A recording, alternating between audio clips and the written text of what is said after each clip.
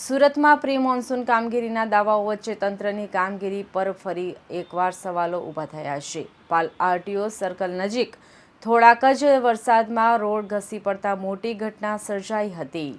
સુરતમાં વરસાદની શરૂઆત થતાં જ સુરત મનપાની પ્રી મોન્સૂન કામગીરીના ધજાગરા ઉડી રહ્યા છે। ત્યારે પાલ આરટીઓ સર્કલ વિસ્તારમાં વરસાદની શરૂઆત સાથે જ રોડ બેસી જવાની ઘટના સામે આવી છે। અચાનક પડેલા ભૂવામાં એક ઇલેક્ટ્રિક બસનો આગળનો ભાગ ફસાઈ જતા રસ્તા ઉપર અફરાતફરી મચી ગઈ હતી। વાહન ચાલકો લાંબા સમય સુધી ટ્રાફિક જામમાં અટવાયા હતા। રાહતની વાત એ રહી કે આ ઘટનામાં કોઈ ગંભીર ઈજા કે જાનહાનિ નોંધાઈ નથી, પરંતુ થોડા જ વરસાદમાં રોડની હાલત બગડતા પ્રી મોન્સૂન કામગીરીની પોલ ખુલી ગઈ છે અને લોકોમાં તંત્ર સામે પ્રશ્નો ઉઠી રહ્યા છે। કઈ જગ્યાએ ઘટના બની છે? પાલ આરટીઓ શું થયું? એ કંઈ નહીં, ગાડી જેમ લાવ્યો સિગ્નલ બંધ હતો એટલે મેં સર્વિસ રોડ પર ટર્ન માર્યો હતો। આ બાજુ જવાનો હતો મારો, પાલ હવેલી બાજુ જવાનો હતો, પણ એ ખાડો વગેરે કંઈ રોડ ક્લિયર હતો, રોડનો કંઈ ખાડો વડો એવું નહીં દેખાયું, પણ પાણી જમેલું હતું ને એટલે ટાયર આગળ ગયા ને તો ડાયરેક્ટ ખાડામાં પડી ગયા।